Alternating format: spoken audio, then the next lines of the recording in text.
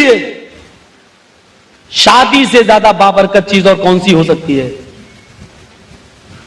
لیکن شادی کے موقع پر بھی جناب محمد رسول اللہ نے لڑکی والوں کو کھلانے کا حکم نہیں دیا ہے، اور نہ ہی کسی کو یہ کہا ہے کہ وہ لڑکی والے کے یہاں کچھ کھائے۔ مستد احمد کے ان الفاظوں پر غور کرو جس کو البانی نے صحیح قرار دیا ہے، فرمایا جو لڑکی والے کے یہاں باراتی بن کر گیا، دخل سارقا وخرج سارقا، وہ چور بن کر گیا اور ڈاکو بن کر نکلا۔ اور مسند احمد کے دوسرے الفاظ یہ ہیں کہ جو بغیر دعوت کے کسی کے یہاں کھانا کھانے گیا، اس کی مثال ایسے ہے جیسے اس نے تھوکا اور اس نے چاٹا۔ آپ لڑکی والے کے یہاں بغیر دعوت کے جاتے ہیں، معاف کیجیے گا، کہہ لینے دو، مجھے بہت دنوں سے یہ بھڑاس تھی میرے دل میں۔ نہیں صاحب، لڑکی والے کے یہاں بغیر دعوت کے تو نہیں جاتے ہیں، لڑکے والے کے یہاں سے دعوت آتی ہے بارات کی، تو لڑکے والے کے یہاں سے آتی ہے، اس کے یہاں کھاؤ۔ لڑکی والے کے یہاں کیوں جاتے ہو آپ کھانے کے لیے؟ نہیں صاحب، لڑکی کے باپ نے لڑکے کے باپ کو اجازت دے دی تھی کہ آپ 200 آدمی باراتی لا سکتے ہو۔ جھوٹ بولتے ہیں آپ نے لڑکی کے باپ کی مجبوری کو اس کی اجازت سمجھ لیا ہے۔ اس نے یہ اجازت اس لیے دی ہے کیونکہ وہ جانتا ہے کہ اگر میں نے تمہاری یہ شرط پوری نہیں کی تو میری لڑکی کے ہاتھ پیلے نہیں ہوں گے۔ تم نے لڑکی کے باپ کی مجبوری کو اس کی اجازت سمجھ لیا ہے۔ آؤ انڈیا کے اندر، میں کسی کی تعریف اس کے منہ پہ کرنا بہتر نہیں سمجھتا ہوں۔ یہ ہمارے آفاق بھائی بیٹھے ہیں، کتنی غریب لڑکیوں کی شادی انہوں نے انڈیا میں کرائی ہے۔ اللہ کے رسول کی اگر حدیث نہ ہوتی تو میں بہت کچھ کہتا ان کے بارے میں، لیکن حدیث روک رہی ہے مجھے کہ کسی کی تعریف اس کے منہ پر مت کرو۔ جا کر دیکھو، آج بھی بینکوں سے سود میں روپیہ لیتے ہیں بیچارے لڑکی کی شادی کے لیے۔ 20 سالیں ہو گئی شادی کیے ہوئے، ابھی پتا چلا کہ جو کچھ وہ بینک میں دیے ہیں وہ سود تھا، ابھی اصلی رقم باقی ہے۔ اب یہ لڑکی کا باپ خودکشی نہیں کرے گا تو کیا کرے گا؟ اللہ کے نبی تو فرماتے ہیں شادی کو اتنا آسان کر دو، اتنا آسان کر دو کہ زناکاری مشکل ہو جائے۔ اس حکمت پر غور کرو۔ اس حدیث کو، یہ حدیث بھی موطا امام مالک کی ہے، اللہ کے نبی فرماتے ہیں لوگوں شادی کو اتنا آسان کر دو، اتنا آسان کر دو کہ زناکاری مشکل ہو جائے۔ آج 100 150 200 روپے میں لڑکیوں کا جسم عام ہے، مل جاتا ہے۔ پتہ یہ چلا کہ اتنی آسان کر دو کہ زناکاری مشکل ہو جائے، یعنی شادی کے اندر 100 150 200 روپے کا بھی خرچہ نہ ہو۔ غور کرو اس حکمت کے اوپر کہ ایک عورت اللہ کے نبی جناب محمد رسول اللہ صلی اللہ علیہ وسلم کے پاس آتی ہے، کہتی ہے کہ اللہ کے نبی میں آپ کے ساتھ نکاح کرنا چاہتی ہوں، میں اپنے آپ کو ہبہ کر رہی ہوں۔ بخاری کی روایت ہے، الفاظ پر غور کرو، اے اللہ کے نبی میں اپنے آپ کو ہبہ کر رہی ہوں، میں آپ کے ساتھ شادی کرنا چاہتی ہوں۔ فسکت رسول اللہ، بخاری کے الفاظ ہیں آپ خاموش ہو گئے۔ اس نے دوبارہ کہا، آپ پھر خاموش ہو گئے۔ اس نے تیسری بار بھی عرض کیا، آپ پھر خاموش ہو گئے۔ اب ایک صحابی اور بھی بیٹھے تھے، ان میں سے ایک صحابی اٹھے، کہنے لگے اللہ کے رسول اگر آپ کو ضرورت نہیں ہے تو میرے ساتھ کر دیجئے نا۔ اصولاً دیکھیے یعنی کتنا اجازت دے رکھی تھی اللہ کے نبی صلی اللہ علیہ وسلم نے کہ شادی کے لیے تاکہ کوئی لڑکی اپنے گھر میں بیٹھی نہ رہے۔ اس نے کہا اللہ کے رسول اگر آپ کو ضرورت نہیں ہے تو میرے ساتھ کر دیجئے۔ آپ نے اس عورت سے کہا کہ دیکھو میں تو نہیں کر سکتا ہوں، اگر تم اس کے ساتھ کرنا چاہو تو ایک نظر دیکھ لو۔ اس نے کہا اللہ کے رسول میں آئی تو ہوں آپ کے لیے، اگر آپ نہیں کر رہے ہیں تو پھر اس کے ساتھ کر دیجئے، مجھے تو اپنا گھر بسانا اور اس کو ضرورت بھی ہے، یہ چاہتا بھی ہے، تو پھر اس کے ساتھ کر دیجئے۔ آپ نے کہا حل عندک شیء، ہے تیرے پاس کوئی چیز، کیا دے گا؟ غور کرو، آپ نے مرد سے سوال کیا، اس مرد سے کہ اپنی بیوی کو مہر میں کیا دے گا۔ یہاں شادی جب طے ہوتی ہے تو لڑکی والے سے کہا جاتا ہے کہ جہیز میں کیا ملے گا۔ دونوں کمپریزن کیجیے، آپ ملائیے، ٹیلی کیجیے آپ۔ نکاح نہیں پڑھا رہے ہیں اللہ کے نبی، پوچھ رہے ہیں کہ کیا دے گا، ہے کچھ؟ اور اس نے کہا کہ ما عندی شیء، میرے پاس کچھ نہیں ہے۔ یہ تصور پیدا کرو، کہہ رہا ہے کہ ما عندی شیء، میرے پاس کچھ نہیں ہے، یعنی اس حال میں بھی نکاح کرنے کی تمنا اس کے دل میں ہے کہ کچھ بھی نہیں ہے اور نکاح کرنا چاہ رہا ہے۔ نکاح کتنا آسان کیا اللہ کے نبی نے۔ آپ نے کہا نہیں نہیں، کچھ تو دینا پڑے گا بیوی کو۔ آپ نے کہا التمس، جاؤ تلاش کرو۔ گیا، لوٹ کے آیا، بولا کچھ نہیں ملا۔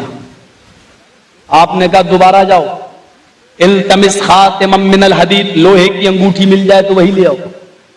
وہ گیا اور لوٹ کر واپس آیا، کہتا ہے کہ اللہ کے نبی ما وجدت خاتما من الحدید، لوہے کی انگوٹھی بھی نہیں ملی، یہاں تو سونے کی انگوٹھیاں پہنائی جاتی ہیں، اور وہ بھی لڑکا نہیں، لڑکی پہناتی ہے اپنے ہونے والے جیجا کو، یا ساس پہناتی ہے اپنے ہونے والے داماد کو۔ یہ تو شادی سے پہلے کی رسم ہے، اس کو بولتے ہیں چھکائی یا پکا کرنا۔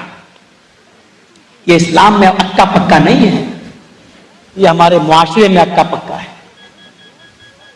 غور کریں، وہ کہتا کچھ نہیں ہے، میں لوہے کی انگوٹھی بھی مجھے نہیں مل سکی۔ آپ نے کہا کچھ نہیں ہے تیرے پاس؟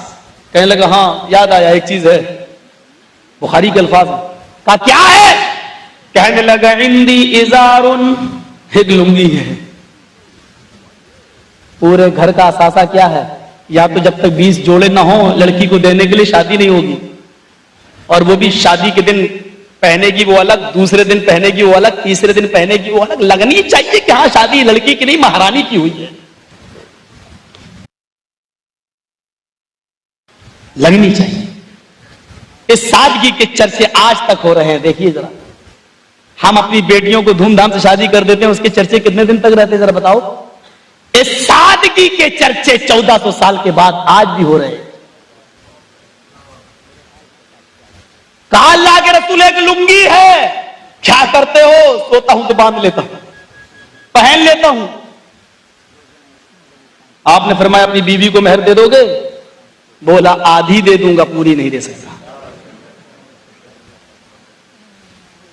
آپ نے کہا آدھی پھاڑ کے دے گا تو آدھی تیرے کام کی نہیں رہے گی، اور آدھی اس کو دے گا تو اس کے کچھ کام کی نہیں ہے، دے تو پوری دے۔ بولا پوری نہیں دوں گا، نکاح پڑھائیں یا نہ پڑھائیں،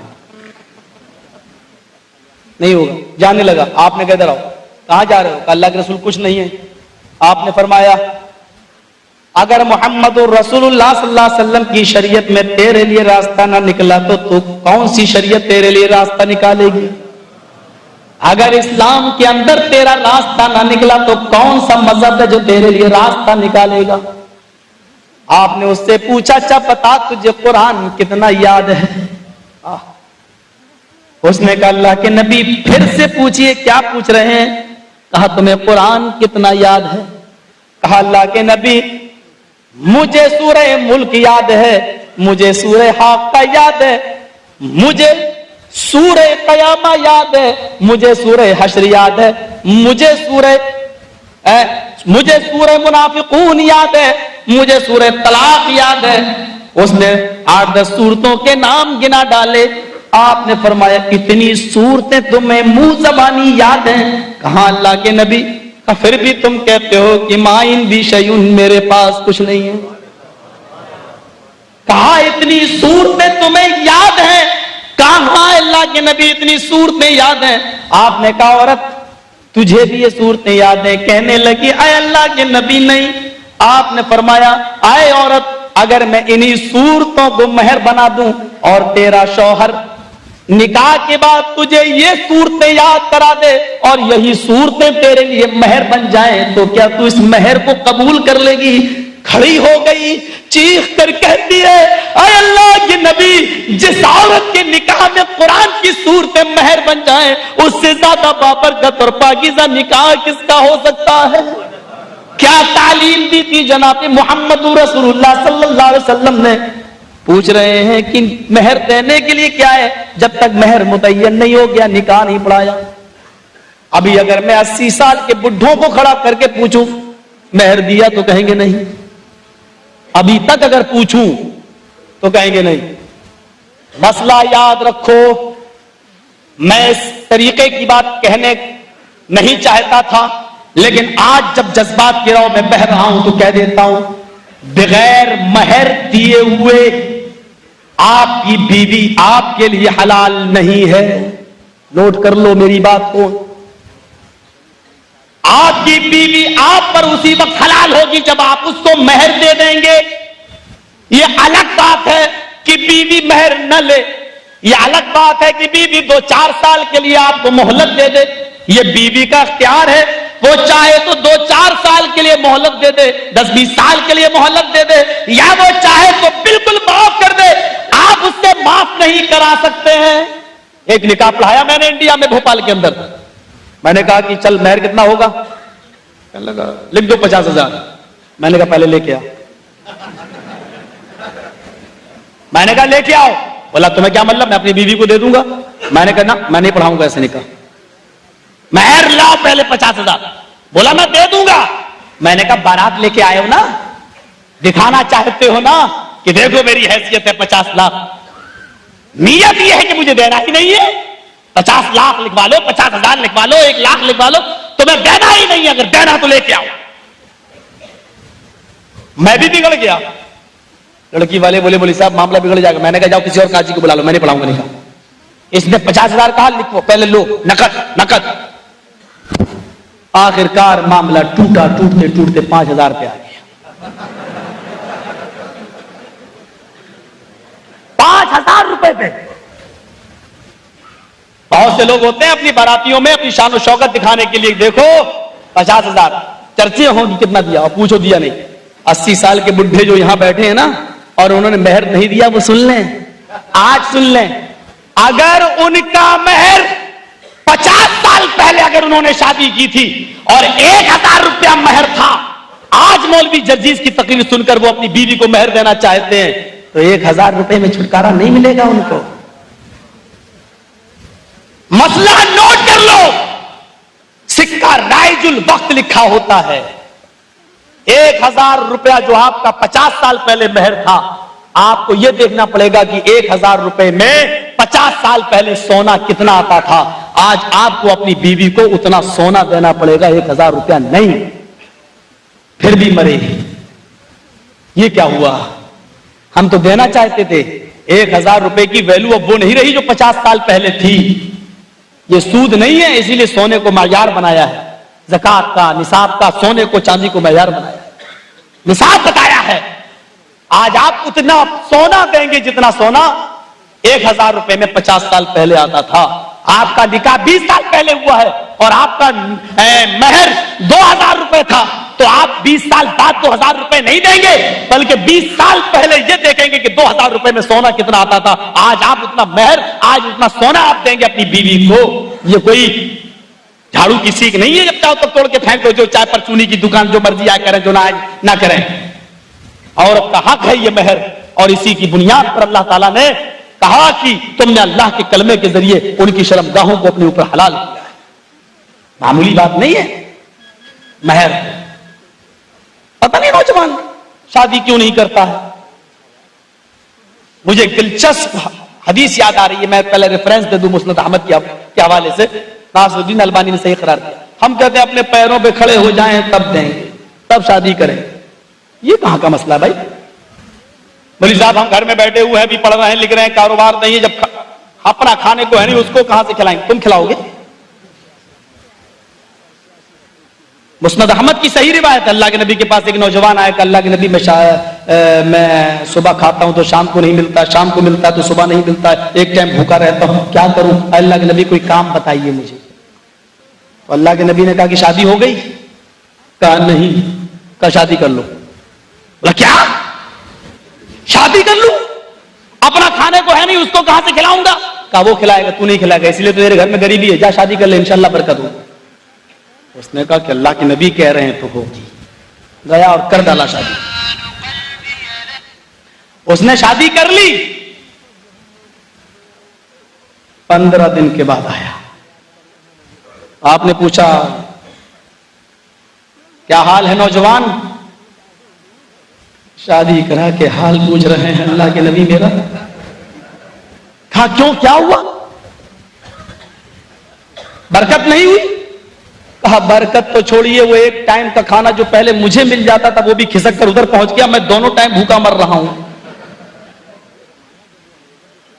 اللہ کے رسول بیوی نے بہت الٹا سیدھا بولا، میں آپ کے پاس آیا ہوں، اب میں نہیں جاؤں گا، یہ تو کام بتاؤ۔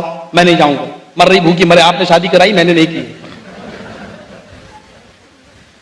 کہا کہ اچھا ٹھیک ہے۔ تھوڑی دیر سوچا، سوچنے کے بعد اچھا ایک نوجوان ایک کام کر، کیا برکت ہوگی انشاءاللہ۔ کہا کیا کام؟ کہا تمہیں ایک شادی اور کروں۔ کیا؟ مسند احمد کی صحیح روایت۔ کہا کیا ایک شادی اور کر دو؟ ایک دیکھ چکا ہوں، کتنی برکت ہو رہی ہے۔ آپ نے کہا میں اللہ کا نبی ہوں۔ کہا وہ تو میں مانتا ہوں، تو پھر ڈرتا کیوں ہے؟ جا ایک شادی اور کر لے، انشاءاللہ تیرے گھر میں برکت۔ آپ کہہ رہے ہیں تو کر لوں گا، لیکن مجھے، آپ نے کہا جاؤ ایک شادی اور کر لو۔ وہ گیا اور ایک شادی اور کر لیا۔ اب ایک ہفتے کے بعد ہی چلا آیا۔ کہا کیا ہوا نوجوان، حالت تو ٹھیک ہے؟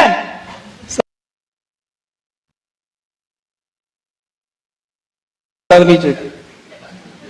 آپ نے کہا ارے بات بتاؤ، سر نیچے کیوں کیے ہو؟ برکت نہیں ہوئی؟ کہ اللہ کے رسول یہ برکت کا لفظ آپ مت نکالیے، آپ برکت برکت کہتے ہیں، میرے دل کی حرکت بند ہو رہی ہے۔ ایک نہیں دو، میں دونوں ٹائم بھوکا مر رہا ہوں، برکت تو ہے ہی نہیں۔ ان کو بھی کھلانا پڑ رہا ہے، اب طلاق بھی نہیں دے سکتا ہوں، کیا کروں اب؟ ابھی بھی برکت نہیں ہو رہی؟ کہا نہیں۔ اب آپ نے کہا اچھا ٹھیک ہے جاؤ، کل آنا تو میں تمہارے لیے کوئی کام ڈھونڈتا ہوں۔ دیکھیے اللہ کے رسول کل میں آؤں گا، کام ڈھونڈ کے رکھنا۔ کہا ٹھیک ہے میں کام تلاش کروں گا۔ اپنی بیویوں کے پاس گیا، بیویوں نے کہا کما کے لائے ہو؟ کہا نہیں۔ کہا آج کمرے میں نہیں سو گے، باہر سو جاؤ۔ باہر سویا، چٹائی بچھا کر سویا، دونوں بیویوں نے اپنے قریب نہیں آنے دیا۔ صبح ہو کے گیا، اللہ کے رسول باہر سویا۔ کہا اچھا یہ نوبت آ گئی؟ کہاں؟ آپ کام بتائیے، میں نہیں جاؤں گا، نہیں تو آپ کھلائیے۔ آپ نے کہا میں نے سوچ لیا ہے۔ کہا کیا؟ کہا نوجوان تو ایک شادی اور کر لے۔ اب میں چوتھی شادی کے لیے نہیں کہوں گا، تو اس سے تیسری کر، اس کے بعد اگر تیرے گھر میں برکت نہیں ہوئی تو میں بیت المال سے کہیں سے بھی تیرا انتظام کروں گا، جا۔ میں چوتھی کے لیے نہیں اللہ کے نواب نہیں کروں گا۔ کیا اوپر اٹھانے کا پلان ایک دم؟ کہا نہیں، جا تو شادی کر، جا برکت ہوگی انشاءاللہ۔ بہت جب اللہ کے نبی نے کہا کہ چوتھی نہیں کروں گا میں، کہا نہیں کرنا، جا۔ گیا اور اس نے تیسری کر لی۔ اب ایک مہینے کے بعد آیا۔ آپ نے کہا پہلی شادی کی تو 15 دن کے بعد آئے، دوسری تو ایک ہفتے کے بعد، اور تیسری تو ایک مہینے کے بعد، کیوں؟ کیا بات، کیسا حال ہے؟ کہا اللہ کے رسول بڑے مزے سے گزر رہی ہے۔ کہا کیوں؟ کہا وہ تیسری عورت جس سے میں نے شادی کی نا، یہاں تو کہا وہ کھجور کے جو پتے ہوتے ہیں ان پتوں سے چٹائی بننا جانتی ہے، وہ یہ ہنر جانتی ہے، ان پتوں کو اکٹھا کر کے ان کی چٹائی بناتی ہے۔ وہ دن بھر میں ایک چٹائی بنا لیتی ہے، 1 درہم مل جاتا ہے، پورے گھر کا خرچہ چلتا ہے۔ اس نے یہ ہنر میری 2 اور بیویوں کو بتا دیا، اس لیے 3 درہم کی آمدنی ہو رہی ہے، 1 خرچ ہو رہا، 2 بچ رہے ہیں۔ کہا کہ تم کیا کر رہے ہو؟ کہا کچھ نہیں، میں تو بیٹھا رہتا ہوں، کام کرنے کی اب کیا ضرورت ہے؟ اب کیا ضرورت ہے کام کرنے کی؟ بیویاں کما رہی۔ آپ نے کہا بیویوں کی کمائی پر کب تک پھولو گے؟ تو کیا کروں؟ کہا جو تیری بیوی کام جانتی ہے نا، اس سے تو بھی سیکھ لے، برکت ہوگی، 4تھا درہم بھی آئے گا۔ اور خدا نہ خواستہ اگر کسی عورت نے طلاق لے لی تو کم سے کم تو اپنی محنت خود تو کر سکتا ہے۔ کہا کہ دیکھا اب آپ کام بتا رہے ہیں کہ تو بھی سیکھ لے، پہلے آپ نے کیا کہا؟ شادی کر لے۔ آپ نے کہا میں نے کہا تھا برکت ہوگی، ہوئی؟ کہا یہ تو ہوئی ہے اللہ کے نبی صلی اللہ علیہ وسلم۔ تو میرے بھائیوں، آج ہمارے یہاں لڑکیاں بیٹھی ہوئی ہیں 30 سال 35 سال 25 سال کی، ہم شادی نہیں کر رہے ہیں۔ لڑکے بیٹھے ہوئے 35 سال 40 سال، شادی نہیں، ابھی پیروں پہ کھڑا نہیں ہوا ہے۔ اس نوجوان کی طرف نظر ڈالو میرے بھائیوں، شادی جب ہوتی ہے تو لڑکی جب اپنے سسرال مائکے سے سسرال آتی ہے تو اللہ کی قسم برکتوں کے دروازے کھل جاتے ہیں۔ لڑکی جب دلہن بن کر ہمارے گھر میں آتی ہے تو برکت لے کے آتی ہے، لیکن اس برکت کو ہمارے جہیز کی ڈیمانڈ نے چاٹ لیا ہے، اور جہیز کی لعنت نے اس برکت کو ختم کر دیا ہے۔ میرے بھائیوں، آج یہ برکت ہمارے گھروں سے اٹھی تو جہیز کی لعنت کی وجہ سے۔ بہت پہلے میں نے آپ کو بتایا تھا، آج بتا دوں، پٹنہ کی سرزمین ہے، میں نے اپنی آنکھوں سے دیکھا ہے ان 14 لاشوں کو جو اس جہیز کی وجہ سے ہوئے ہیں۔ ایک ساتھ 14 لاشیں اٹھی ہیں، ایک مرد ایک عورت، دونوں یہ میاں بیوی اور ان کے 12 بچے، ایک ہی گھر کی 14 افراد پر مشتمل یہ فیملی، 12 لاشیں بچوں کی اور 2 میاں بیوی کی، ایک ساتھ اٹھے جنازے ایک ساتھ رکھے گئے۔ ان جنازوں میں بھی شریک تھا، پوری پٹنہ کی سٹی کانپ رہی تھی، کیونکہ 14 جنازے پہلی بار کسی نے اٹھائے، پہلی بار وہ قبرستان کے اندر لے گئے، پہلی بار ان کا ایک ساتھ لگا کر ایک مرتبہ جنازے کی نماز پڑھی گئی، پہلی مرتبہ 14 لاشوں کو ایک ایک کر کے قبر میں اتارا گیا، پورا پٹنہ کانپ رہا تھا۔ جانتے ہو یہ منظر کیوں پیش آیا؟ اس باپ کی ایک جوان بیٹی تھی، رشتہ آتا تھا، شادی میں 1 مہینہ رہ جاتا تھا، لڑکے کی طرف سے جہیز کی ایک لسٹ آ جاتی تھی، غریب باپ کا رشتہ ٹوٹ جایا کرتا تھا۔ دوسرا رشتہ لگا، 1 مہینہ رہ گیا، پھر لسٹ آ گئی، رشتہ ٹوٹ گیا۔ لڑکی کی بڑھتی جوانی جہیز کی ڈیمانڈ رشتے کو توڑ رہی تھی، لڑکی بھی اپنی جوانی کو کنٹرول نہ کر سکی اور اسی محلے کے ایک غیر مسلم میں بھی ہندو لڑکے کے ساتھ اس کے ناجائز تعلقات قائم ہو گئے۔ پھر خدا کی مار ایسی پڑی کہ لاکھ آلات منع حمل استعمال کرنے کے باوجود قدرت کا ایک تماچا ایسا پڑا کہ وہ لڑکی کا حمل ٹھہر گیا، کسی طریقے سے رہ گیا۔ نہ تو لڑکی کو پتا چلا کہ یہ الٹیاں کیوں آ رہی ہیں، نہ گھر والوں کو پتا چلا۔ اس کی ماں اس کو ہاسپٹل میں لے کر گئی، سرکاری ہاسپٹل اتنے قریب تھے کہ یہ پرائیویٹ ہاسپٹل میں علاج بھی نہیں ہو سکتا تھا۔ سرکاری ہاسپٹل کے ڈاکٹر نے کچھ رپورٹیں دی کہ یہ رپورٹ لے کر آؤ، بلڈ جانچ، پیشاب کی جانچ، فلاں جانچ۔ جب یہ ساری جانچیں سامنے آئی تو پیشاب کی جانچ سے یہ ثابت ہو گیا کہ لڑکی حاملہ ہے۔ کہا کہ اس حال میں تو یہ ہونا، یہ الٹیاں نہ ہے، لہذا جاؤ، کوئی گھبرانے کی ضرورت نہیں، حمل ہے، ماں بننے والی ہے۔ لڑکی کی ماں کے پیروں کے نیچے سے زمین سرک گئی۔ اسپتال میں اور بھی لوگ ہوا کرتے ہیں، دھیرے دھیرے یہ خبر جنگل کی آگ کی طرح پورے محلے میں، پھر پورے پٹنہ میں پھیل گئی۔ اب جہاں اس لڑکی کا بھائی نکلتا لوگ چڑھاتے، کتنی گرمی ہے اس کی بہن میں، ارے ہندو ہی ملا تھا، ہم لوگ کیا مر گئے تھے، اس طریقے کے تانے مارے جاتے، لڑکی کے باپ کو بھی ستایا جاتا۔ ایک دن لڑکی کا باپ ان تانوں سے تنگ آ گیا اور اس نے ایک میڈیکل اسٹور سے زہر کی شیشی خریدی اور چپکے سے جب اس کی بیوی کھانا بنا رہی تھی تو پورا زہر اس پکتے ہوئے کھانے میں ڈال دیا، دروازہ اندر سے بند کیا، دسترخوان لگایا، کہا آج میری چھٹی کا دن ہے، سب بچے میرے ساتھ بیٹھ کر کھانا کھاؤ۔ سب بچوں نے، بیوی نے بیٹھ کر کھانا کھایا۔ تھوڑی دیر کھانا کھانے کے بعد پھر کیا ہوتا ہے، تھوڑی دیر کے بعد تڑپنے لگتے ہیں لوگ، لیکن دروازہ بند تھا، چیخ اور پکار کی آوازیں آ رہی ہیں، لیکن باہر سے اندر آئے کون، دروازہ تو اندر سے بند تھا۔ جب تک دروازہ توڑا گیا یہ 14 کے 14 لوگ مر چکے تھے، ان کا انتقال ہو چکا تھا۔ پولیس کو خبر دی گئی، پولیس آئی، ڈیڈ باڈی کو اٹھا کر پوسٹ مارٹم کے لیے لے جایا جاتا ہے۔ پوسٹ مارٹم کی رپورٹ یہ آتی ہے سب کو زہر دے کر مارا گیا ہے۔ 14 لاشیں ایک ساتھ اٹھی، میں ان جنازوں میں شریک تھا، اس مٹی میں شریک تھا۔ میرے بھائیو یہ منظر میں نے اپنی نظروں سے دیکھا ہے۔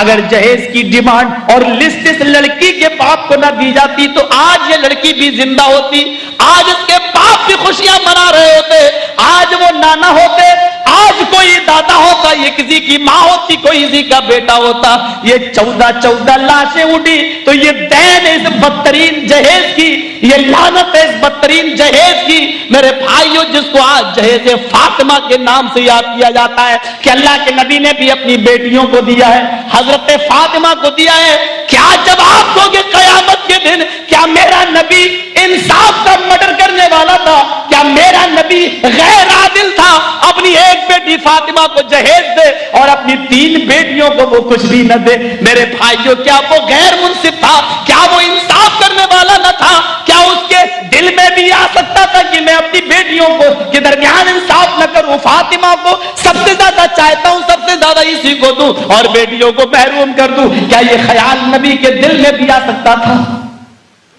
یہ الزام لگانے والوں، قیامت کے دن تم کیا جواب دو گے جناب محمد رسول اللہ صلی اللہ علیہ وسلم کو؟ یہ جہیز کی لعنت ہے۔ آؤ جہیز کی اسراؤں میں بدترین لعنت میں بہ رہے ہو تو میں آپ کو بتاؤں، ان موبائلوں سے جو غلط تعلقات قائم ہو رہے ہیں لوگوں، انسانیت کے ساتھ بتاؤ کہ آج ان موبائلوں کا مس یوز ہو رہا ہے یا نہیں ہو رہا ہے؟ میں ایک بات انڈیا میں کہتا ہوں، آپ کو بھی کہتا ہوں، میری اس بات کا انڈیا کے لوگوں نے برا نہیں مانا، شاید ہو سکتا ہے کہ آپ بھی برا نہ مانیں، اور مانے تو میری بلا سے مجھے کوئی پرواہ نہیں۔ سن لو، لڑکیوں کو جو موبائل ہاتھ میں دے دیے اور یہ کالجوں میں اور یونیورسٹیوں میں جا رہی ہیں، سب سے زیادہ ان موبائلوں سے ریکارڈ خراب ہوا ہے ہماری بیٹیوں کا، ہماری بہنوں کا، ان سے سب سے زیادہ ماحول بگاڑا ہے۔ نہیں مولوی صاحب 5-6 گھنٹے پڑھنے جاتی ہے تو فکر لگی رہتی ہے، میں فون کرتا رہتا ہوں، تجھے معلوم ہے تیری بیٹی دوسروں سے باتیں کرتی ہو تو؟ نہیں صاحب اس کے پاس تو بیلنس ہی نہیں رہتا، وہ کرتی نہیں، میں تو دیکھتا ہوں لمیٹڈ 5-6 روپیہ رہتا، بس صرف 5-6 روپیہ۔ تیری بیٹی کرتی تھوڑی ہے، تیری بیٹی کے پاس تو فون آتے ہیں، آتے۔ لڑکیاں کبھی فون نہیں کرتی ہیں، لڑکیوں کے پاس فون آتے ہیں، یہ یہاں سے صرف مس بیل دیتی ہے، بس میں خالی ہوں، بالکل تنہا ہوں، یہ یہاں سے مس بیل دیتی ہے، وہاں سے کس بیل آتی ہے، لو ہلو 1 گھنٹہ 2 گھنٹہ 3 گھنٹہ، چلو باپ پیکج اور چلنے لگے ہیں، 2 روپے منٹ، 2 روپے گھنٹہ، 4 روپے گھنٹہ۔ حالات ان چیزوں نے خراب کیے ہیں، ان چیزوں نے۔ اور آپ کو بتاؤں میرے بھائیوں، دکن حیدرآباد میں گیا ہوں، وہاں کی ایک لڑکی علی گڑھ میں پڑھتی تھی، ارلی فنکشن میں گیا، میں اس لڑکی سے ملا اس لیے کہ اس کے یہاں میرے پروگرام میں جا چکا تھا حیدرآباد میں، باپ نے کہا تھا کہ آپ کے یہاں علی گڑھ میں پڑھتی ہے، وہ قریب ہے، میں ملا۔ اس لڑکی نے مجھ سے کہا مولوی صاحب میرے باپ مجھے گھر میں گھسنے نہیں دیتے، بہت پوچھا میں نے لیکن نہیں بتایا۔ پھر ایک موقع پر میں اس کے گھر گیا حیدرآباد، میں نے اس کے باپ سے بات کی، یار تمہاری بیٹی وہاں پڑھتی ہے، پی ایچ ڈی مکمل ہو چکی ہوگی، اب کیا بات آتی کیوں نہیں؟ بس مولانا اس کا نام مت لو۔ ہم نے کہا کیوں؟ کہا میری بیٹی پی ایچ ڈی کر رہی تھی، میں اس کے لیے لڑکا دیکھ رہا تھا، اور میں نے آپ سے بھی کہا تھا کہ آپ بھی پڑھا لکھا کوئی لڑکا دیکھیے، میری بیٹی اب آخری فائنل میں ہے اور وہ پی ایچ ڈی کرے گی، عمر زیادہ ہو چکی ہے، میں اس کی شادی کر دوں، آپ نے بھی وعدہ کیا تھا انشاءاللہ میں نظر میں رکھوں گا۔ میں نے کہا پھر کیا ہوا؟ کہا ہم گئے اور روتے ہوئے لیٹر لائے گا، پڑھ لیجیے اس کو۔ میں نے اس لیٹر کو پڑھا جو ہندی میں لکھا ہوا تھا، اس لیٹر میں لکھا تھا کہ ابو جان میرے لیے لڑکا تلاش کرنے کی ضرورت نہیں، میں نے کورٹ میرج کر لی ہے۔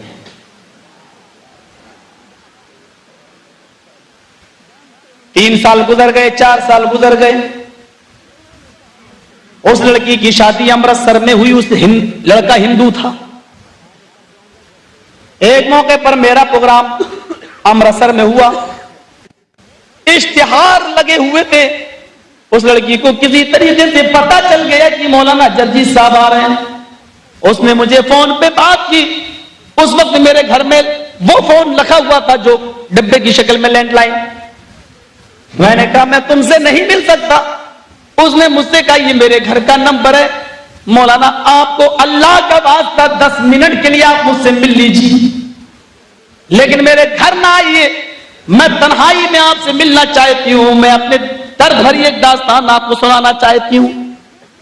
بہرحال میں نے اپنے جماعت کے لوگوں سے، ان اہل حدیثوں سے مشورہ کیا کہ ایسی ایسی بات ہے۔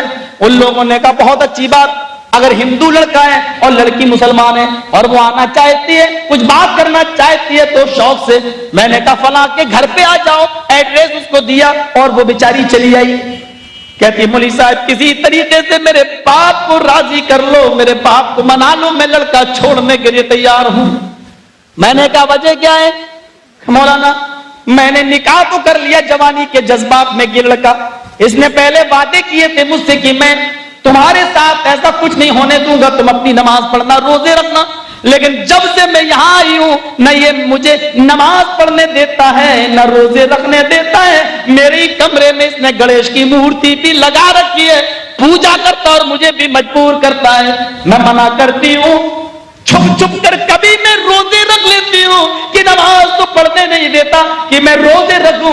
رمضان کا مہینہ آتا ہے تو یہ آزماتا ہے کہ دیکھیں یہ روزے سے ہے یا نہیں. تو یہ دن میں بھی مجھ سے ہم بستری کرتا ہے, دن میں بھی مجھ سے ملاقات کرتا ہے. میری آئے مولانا مجھے صرف اس بات کی فکر ہو رہی ہے, صبح کا بھولا شام کو گھر آ جائے, بھولا ہوا نہیں کہتے. مجھے اس بات کی فکر ہو رہی ہے کہ کہیں اس کے گھر میں مجھے موت نہ جائے, 2 گج زمین بھی مجھے دفن ہونے کے لیے نہیں ملے گی, اور مجھے ان ہندوؤں نے اپنی آستھا اور عقیدے کے مطابق لکڑیاں جلائیں گے اور میری چتا جلا دیں گے, میری لاش جلا دیں گے. میں مرنا چاہتی ہوں تو اسلام پر, ایمان پر, اور دفن ہونا چاہتی ہوں تو میں قبرستان کے اندر میں اپنے باپ سے معافی مانگنے کے لیے تیار ہوں, لیکن میرا باپ اپنی جیتی زندگی میں میری شکل دیکھنے کے لیے تیار نہیں. میں نے 10 بندے تیار کیے امرتسر سے, اس میں 2-4 مولانا بھی تھے. میں نے ٹکٹ بنوایا, ان کو لے کر پہنچا. 3 دن لگے لڑکی کے باپ کو منانے میں, لیکن الحمدللہ کامیابی مجھے ملی. لڑکی کے باپ کو سمجھا لے گئے, حیدرآباد کے لوگوں کو بھی میں نے سمجھایا, ان کو بھی بلایا اور پوری باتیں بتائی. میں نے کہا پھر کیا چاہتے ہو کہ آپ کی بیٹی جہنمی بن جائے؟ آ جانے دو اس کو, نکاح ہی نہیں, جب ہندو لڑکے کے ساتھ کورٹ میرج نہیں تو طلاق کی ضرورت بھی نہیں. آپ اس سے کہیے کہ اس کو بلا لیجیے اور جہاں آپ چاہیں گے اس کا رشتہ کرا دیجیے. یہ زندگی اس کے ساتھ جو گزر رہی ہے وہ بہت گھٹ رہی ہے. بہرحال لڑکی کے باپ تیار ہوئے اور پھر ایک پلاننگ کے تحت اس لڑکی کو باہر نکالا گیا اس کے گھر سے اور ٹرین پہ بٹھا کر لایا گیا. اس لڑکی نے وہاں آنے کے بعد کورٹ میں یہ بیان دے دیا. اس میں لڑکے نے, ہندو لڑکے نے ہم لوگوں کے خلاف کیس دائر کیا. لڑکی نے بیان دیا, اپنی مرضی سے شادی کی. یہ لڑکی الحمدللہ آج 3 بچوں کی ماں ہے, نمازی ہے, روزدار ہے, اور الحمدللہ یہ عربی مدرسے میں بھی پڑھنے لگی ہے. حیدرآباد کے اندر جامعۃ الصالحات کے نام سے ایک مدرسہ ہے. اتنی بڑی عمر ہے لیکن اس کے باوجود بھی اس نے دینی تعلیم حاصل کی ہے, اور آج یہی لڑکی جو PhD کرنے کے باوجود بھی عالمہ بنی ہے, آج یہ لڑکی دین کی مبلغہ بھی بن گئی ہے, معلمہ بھی بن گئی ہے. میں یہ کہنا چاہتا ہوں آپ سے کہ غلطیاں سب سے ہو جاتی ہیں, لیکن جان بوجھ کر غلطی کرانا, اپنی بیٹیوں کو موبائل دینا, یہ میرے بھائیوں وہ دور ہے آپ نہیں سمجھتے ہو. اس دور کی جو پیشین گوئیاں جناب محمد رسول اللہ نے کی تھی وہ آج حرف صادق آ رہی ہیں. سب سے زیادہ مزاج اور ماحول اسی سے خراب ہو رہا ہے, اسی سے. اس واقعے کو یاد کرو کہ کلکتہ کی وہ لڑکی جس کے رشتے بار بار جہیز کی ڈیمانڈ کی وجہ سے ٹوٹتے جا رہے تھے, ایک دن حیدرآباد کا ایک لڑکا بغیر جہیز کے شادی کر کے لے آیا. 5 دن اس نے حیدرآباد میں اپنے ساتھ رکھا اور پھر 5 دن کے بعد حیدرآباد کی ایک بہت بڑی 5 اسٹار ہوٹل میں 20,000 روپے میں نیلام کر دیا, بیچ دیا. یہ لڑکی جس نے کبھی غیر مرد کا چہرہ بھی نہیں دیکھا تھا, آج یہ کسٹمر اس کو اپنے بستر پہ اپنے نیچے لانے لگے, درندے بن گئے, اس کی عزت و آبرو سے کھیلنے لگے اور یہ چیختی رہی, چلاتی رہی. ایک مسلمان بھی آیا, وہ بھی اس کے جسم کا سوداگر تھا, لیکن نہ جانے اس لڑکی کے آنسوؤں سے اس کے دل میں کیسا رحم آ گیا. اللہ یہ اسباب نکالتا ہے. بہرحال اس لڑکی کی اس نے درد بھری داستان سنی. لڑکی نے لیٹر لکھا اور کہا یہ میرے گھر تک پہنچا دینا, پڑھنا نہیں. وہ کہنے لگا کہ انسانیت کا ایک دوسری شکل بھی ہوتی ہے, ہر انسان درندہ بن کر تمہارے پاس نہیں آتا ہے, انسان کا ایک روپ بھائی بھی ہوتا ہے. میری بہن, آج کے بعد تم میری بہن, میں تمہارا بھائی ہوں. اس نے لیٹر لیا, چل دیا, کہا کہ تم میں نکالوں, کہا نہیں پہلے یہ لیٹر دے دو. لہذا وہ لیٹر لے کر گیا.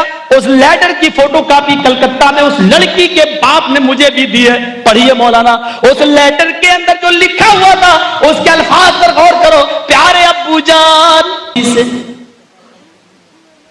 اس واقعے کو یاد کرو کہ کلکتہ کی وہ لڑکی جس کے رشتے بار بار جہیز کی ڈیمانڈ کی وجہ سے ٹوٹتے جا رہے تھے, ایک دن حیدرآباد کا ایک لڑکا بغیر جہیز کے شادی کر کے لے آیا. 5 دن اس نے حیدرآباد میں اپنے ساتھ رکھا اور پھر 5 دن کے بعد حیدرآباد کی ایک بہت بڑی 5 اسٹار ہوٹل میں 20,000 روپے میں نیلام کر دیا, بیچ دیا. یہ لڑکی جس نے کبھی गैर मर्द का चेहरा भी नहीं देखा था, आज ये कस्टमर इसको अपने बिस्तर पे अपने नीचे लाने लगे, दरिंदे बन गए, इसकी इज्जत व आबरू से खेलने लगे और ये चीखती रही, चिल्लाती रही। एक मुसलमान भी आया, वो भी इसके जिस्म का सौदागर था, लेकिन न जाने इस लड़की के आंसुओं से उसके दिल में कैसा रहम आ गया, अल्लाह ये बात निकालता है। बहरहाल उस लड़की की उसने दर्द भरी दास्तान सुनी। लड़की ने लेटर लिखा और कहा ये मेरे घर तक पहुंचा देना, पढ़ना नहीं।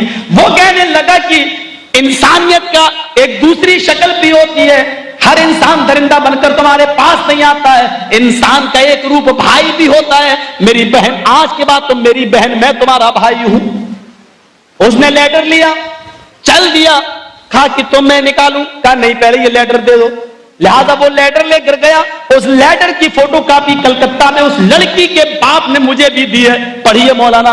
उस लेटर के अंदर जो लिखा हुआ था उसके अल्फाज पर गौर करो। प्यारे अब्बू जान, अस्सलाम वालेकुम, आप खैरियत से होंगे, मुझे उम्मीद है इंशाअल्लाह रही मेरी खैरियत।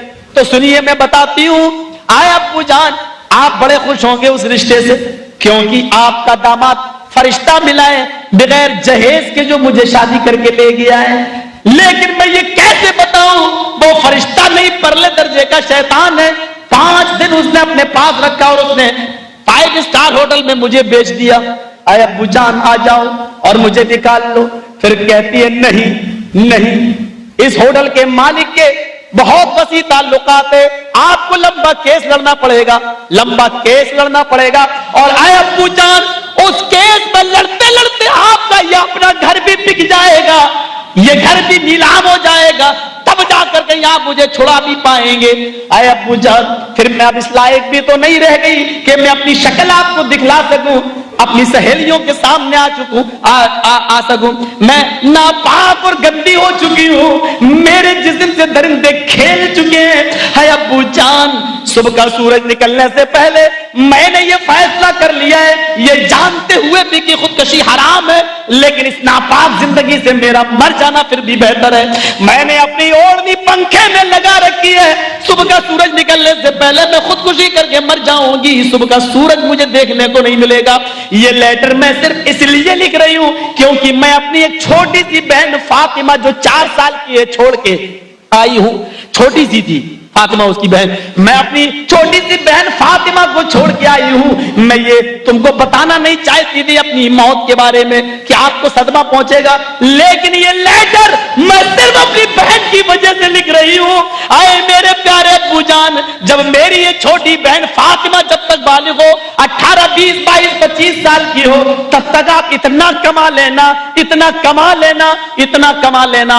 आगे के अल्फाज पर गौर करो जो उसने लिखे हैं, मेरे नहीं है, उस लड़की के जो खुदकुशी करके मर गई उसके है। आए अब्बू, इतना कमा लेना, इतना कमा लेना कि मेरी बहन का जब रिश्ता करो तो जो कुत्ता जितनी हड्डियां मांगे उसके सामने उतनी हड्डियां फेंक देना। इन अल्फाजों पर गौर करो कि जो कुत्ता जितनी हड्डियां मांगे उस कुत्ते के सामने उतनी हड्डियां फेंक देना, ताकि मेरी बहन को वो दिन न देखना पड़े जो मुझे देखना पड़ रहे हैं। आखिर में आपकी बेटी जो आपकी फर्माबरदार न बन सकी, जमीला, ये लिखा। और उसके बाद फिर उस लड़की की सिर्फ डेड बॉडी उस बाप के पास पहुंचती है। कितनी जाने ली जाएंगी इस जहेज की वजह से। मैं समझ रहा हूं कि आपका वक्त, लेकिन एक वाकया मैं और सुनाऊंगा इस जहेज के ताल्लुक से। मीर तकी मीर का बहुत बड़ा शायर था और उसकी शायरी एक मौके पर रुक जाती है। जहेज की डिमांड, एक लड़की, इकलौती लड़की, कहा कि इस लड़के से ही शादी करूंगा। जहेज की डिमांड आ गई। लड़की ने कहा, अब्बू इतना लंबा चौड़ा जहेज नहीं, मैंने शादी करूंगी इसके साथ।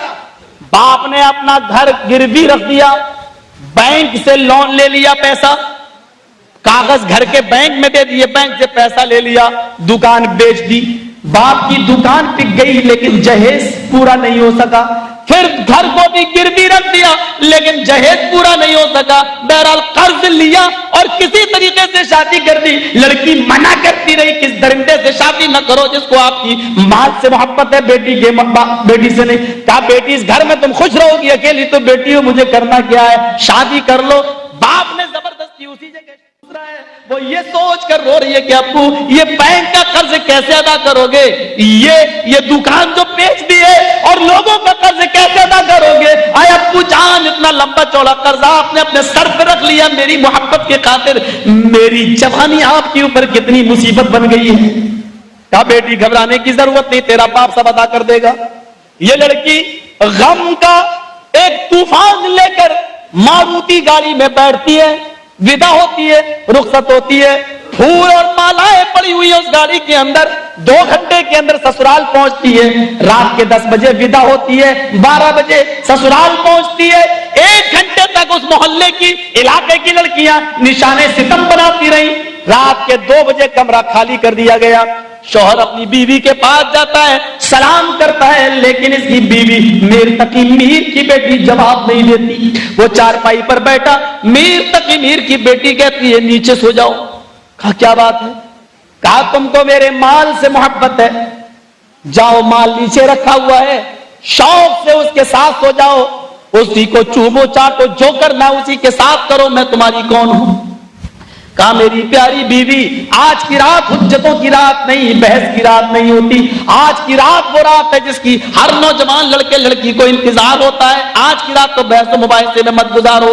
اس نے سر سے اوڑھنی اتاری اور اس کو ہاتھ پکڑ کے اپنے ساتھ اپنی باہوں میں لینا چاہا. لڑکی دردناک چیخ مارتی ہے، ہٹ جاؤ میرے قریب سے، ہٹ جاؤ، دور ہو جاؤ میرے جسم سے. اتنا کہا اور اس لڑکی کو چکر آئے، غشی آئی، زمین کے اوپر گری، بے ہوش ہوئی. اور جیسے ہی گری ویسے اس کی روح کف سے انسری سے پرواز ہو گئی، مر گئی. خبر جنگل میں آگ کی طرح پھیلی محلے میں. یہ خبر پہنچانا ضروری تھا میر تقی میر کو بھی کہ تمہاری بیٹی کا انتقال ہو گیا. ایک قاصد بھیجا گیا گاڑی بک کر کے، وہ گیا، دروازہ کھٹکھٹایا، میر تقی میر کی بیوی نکلی. کیا بات؟ کہا آپ کے ہسبینڈ کہاں ہیں، شوہر کہاں ہیں؟ نماز پڑھنے گئے ہیں. وہ مسجد کی طرف بھاگا، سلام پھیرا جا رہا تھا، السلام علیکم ورحمت اللہ، السلام علیکم ورحمت اللہ. میر تقی میر ابھی دعا ہی مانگ رہے تھے، چہرے پہ انہوں نے ہاتھ پھیرا، اس لیے کہ وہ مسلکن اہل حدیث نہیں تھے. میرے بھائیوں انہوں نے دعا مانگی، چہرے پہ ہاتھ پھیرا، مسجد سے باہر نکلے. قاصد نے کہا چلیے آپ اور آپ کی بیوی دونوں کو چلنا ہوگا. کہا کیوں؟ فرمایا تمہاری بیٹی اب اس دنیا میں نہیں رہی، اس کا انتقال ہو گیا، اٹیک پڑ گیا. میر تقی میر نے سینے پہ ہاتھ رکھا، فرمایا قاصد ہوش میں تو ہو؟ فرمایا میں بالکل ہوش میں ہوں. میری بیٹی، آپ کی بیٹی مر گئی. کہا میری بیٹی مری نہیں، میری بیٹی کو میرے داماد کی جہیز کی لسٹ کے صد میں نے مار ڈالا، میری بیٹی کو جہیز کے بوجھ نے مار ڈالا.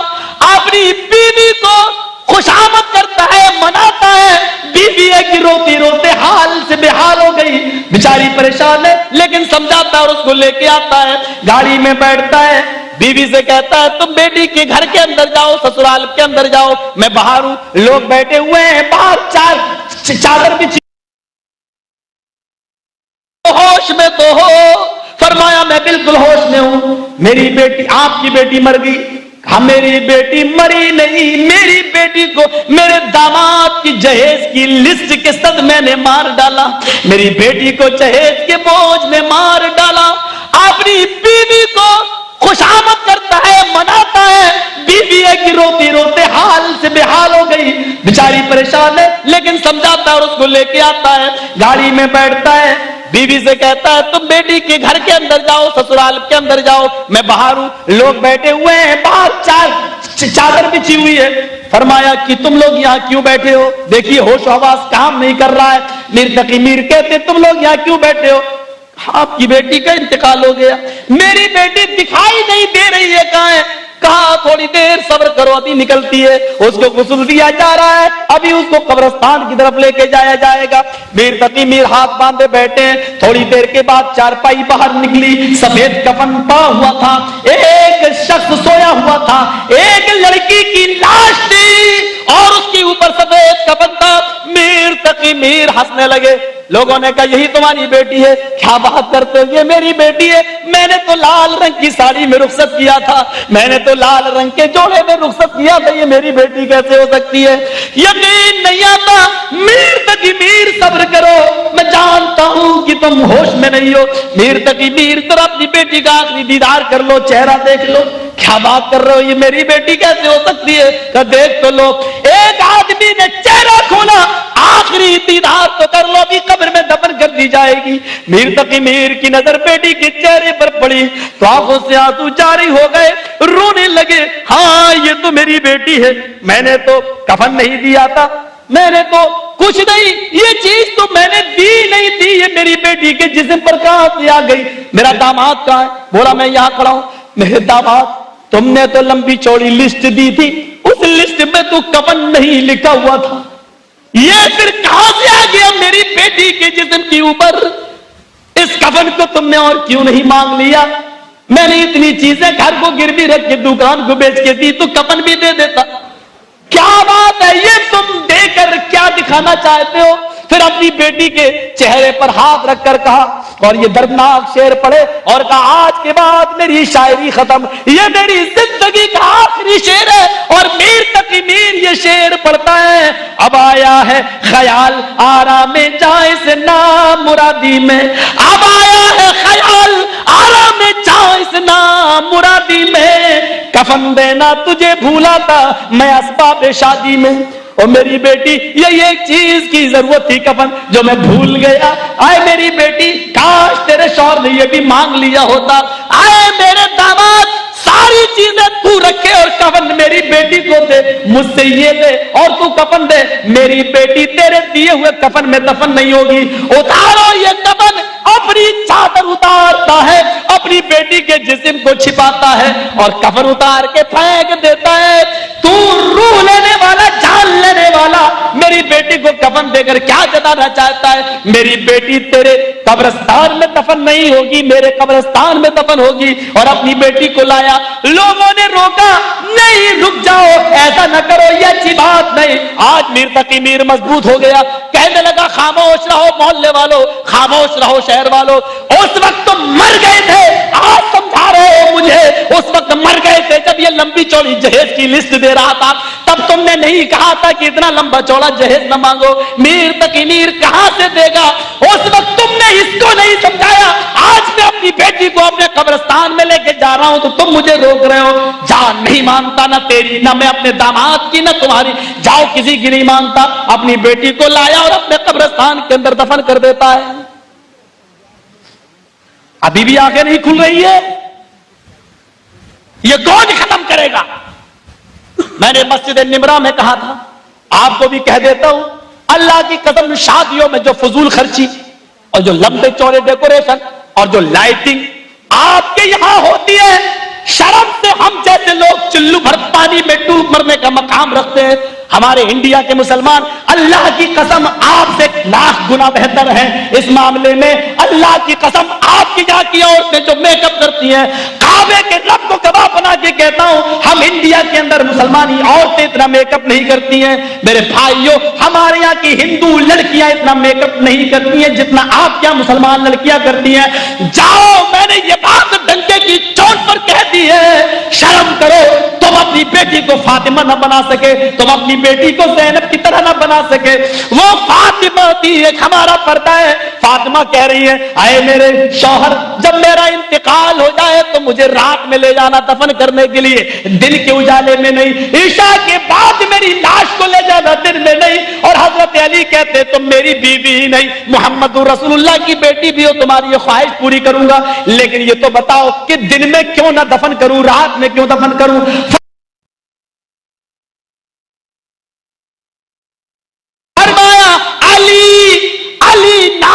अपने शौहर का, या तो नाम लेने से निकाह टूटते हैं हमारे भाइयों के। फरमाया, अली, मैं चाहती हूं कि जब मेरा इंतकाल हो जाए और मुझे कफन पहनाया जाए तो रात के अंधेरे में मेरे जनाजे को निकाला जाए। मैं मोहम्मद की बेटी हूं, नहीं चाहती हूं कि मेरे मुर्दा जिस्म पर पड़े हुए कफन पर भी किसी गैर मर्द की नजर पड़े, मेरे मुर्दा जिस्म पर पड़े हुए कफन पर भी کسی غیر مرد کی نظر پڑے. کفن پر بھی یہاں تو برقعے ایسے چلتے ہیں کہ 60 سال کی بڑھیا پہن لے اور چل دے تو لوگ کہیں کہ برقع اتنا خوبصورت ہے تو برقعے والی کیسی ہوگی. یہاں برقعے ایسے چلتے ہیں. ڈسکو ہمارے انڈیا میں آؤ ایک چلتا ہے ڈسکو برقع. ڈسکو برقع جانتے ہو؟ سب چھپا کے کھلی ہے. یہ ڈاکو برقع, نگاہوں سے ڈاکہ مارا جاتا ہے. ایک ہوتا ہے وہ ڈسکو برقع, ادھر بھی پھول ادھر بھی پھول. پتہ نہیں وہ سینے کی جگہ پر پھول کیوں بنائے جاتے ہیں, کیا دکھانا چاہتی ہے, کیا بتانا چاہتی ہے. میں نوجوان ہوں, جذبات میں بہت بھی سکتا ہوں, مجھے معاف کرنا میرے بھائیوں, کیونکہ اتنی اوریانیت جو انڈیا کے اندر ہے میرے بھائیوں, اس جذبات میں اگر کوئی ایسے جملے نکل جائیں تو مجھے معاف کرنا, میں نہیں چاہتا ہوں کہ ان جملوں کو نکالوں. مجھے بتائیں کہ اگر ایسی جگہ پر کڑھائی کیوں ہوتی ہے؟ برقع پردے کے لیے ہوتا ہے یا نظریں اٹھا کر دیکھنے کے لیے ہوتا ہے؟ ان جگہوں پر پھول کیوں بنائے جاتے ہیں, کڑھائی کیا مقصد ہے اس کا؟ مسند احمد کی صحیح روایت موجود ہے. ایک عورت اللہ کے نبی کے پاس آتی ہے, کہتی ہے اللہ کے نبی میری جلباب بہت نیچی ہے. آپ نے فرمایا نیچی ہونی چاہیے. فرمایا اللہ کے نبی زمین کی مٹی اڑاتی ہوئے جاتی ہے. فرمایا جلباب یعنی برقع اتنا ہی نیچے ہونا چاہیے. کہا اللہ کے نبی ہم مسجد میں نماز پڑھنے جاتے ہیں اتنی نیچی چادر پہن کر. فرمایا کہ چادر اتنی نیچی ہونی چاہیے کہ ٹخنے وغیرہ ڈھک جائیں, زمین کی مٹی اڑتی ہوئی جائے. فرمایا اللہ کے نبی کبھی کبھی راستے میں گندگی پڑی ہوئی ہوتی ہے, پیشاب اور پائخانہ پڑا ہوا ہوتا ہے. اے اللہ کے نبی کیا پیشاب و پائخانے کو دیکھ کر اپنی چادر اوپر کر لوں, تھوڑا سا اٹھا لوں اور پیشاب و پائخانے کو کراس کر کے آگے نکل جاؤں پھر نیچے کر لوں, کیا اتنی اجازت ہے؟ فرمایا اے بی بی بالکل نہیں, محترمہ بالکل نہیں, اے عورت بالکل نہیں. چادر زمین سے لٹک رہی ہے, زمین کی مٹی کو اڑاتی ہوئی جا رہی ہے تو جانے دو, پیشاب اور پائخانے کو دیکھ کر بھی چادر اوپر نہیں اٹھا سکتی ہو. فرمایا دائیں سے نکل جاؤ, بائیں سے نکل جاؤ. کہنے لگی دائیں بھی مرد ہوتے ہیں بائیں بھی پرائے مرد ہوتے ہیں, پھر میں کیا کروں, اس گندگی کے اوپر سے نکلنا ضروری ہوتا ہے. چادر اٹھانے کی اجازت نہیں ہے. فرمایا نہیں, اپنی پنڈلیاں اپنی ایڑی کھولنے کی اجازت نہیں ہے, چادر نیچے ہی رہنے دے اور نکل جا. کہا اللہ کے نبی چادر گندی ہو جائے گی, پیشاب و پائخانہ لگ جائے گا. فرمایا لگ جانے دے. کہا اللہ کے نبی اسی چادر کو اوڑھ کر میں نماز پڑھتی ہوں, مسجد میں وہ اپنی آبا نہیں اتارتی ہوں. فرمایا اسی چادر کو اوڑھ کر نماز پڑھ لے. کہا اللہ کے نبی جب پیشاب و پائخانہ لگ جائے گا تو اس چادر میں کیسے نماز ہوگی؟ فرمایا جب پیشاب و پائخانہ تیری چادر میں لگے گا تو تیری چادر تیری آبایا ناپاک ضرور ہو جائے گی, لیکن جب وہ زمین ہی پر لٹک کر چلے گی تو زمین پر رگڑ رگڑ کر اس کی پاک مٹی سے تیری ناپاکی زائل ہو جائے گی اور زمین پر پڑی ہوئی پاک مٹی تیری چادر کو پاک کر دے گی. یہ ہے ناپاکی کو دیکھ کر بھی ایڑیاں کھولنے کی اجازت نہیں ہے, پنڈلیاں کھولنے کی بھی اجازت نہیں ہے. پیشاب و پائخانہ پڑا ہے, اس کے باوجود بھی ابایا کو اوپر اٹھانے کی اجازت نہیں ہے. میرے بھائیوں, کون سا پردہ پاکستان کی سرزمین پر دیکھ رہے ہیں؟ یہ محمد رسول اللہ کا پردہ تو نہیں ہے, یہ اسلامی پردہ تو نہیں ہے. معاشرے کے اندر اور کون کون چیزیں ہیں میرے بھائیوں, ایک زخم ہو تو اس کو بھروں. یہاں تو جہاں بھی اس طرح اٹھا کر آپریشن کرنا چاہو تو جسم کا ہر عضو پکارتا ہے کہ میں بیمار ہوں, میں بیمار ہوں, میں بیمار ہوں. میرے بھائیوں, آج بیماریاں اس حد تک پہنچ چکی ہیں کہ اب اس قوم کے اندر سے حیا اور بقا کی امید رکھنا اب تو بیکار ہے, کیونکہ ہم اس دہلیز پر پہنچ چکے ہیں.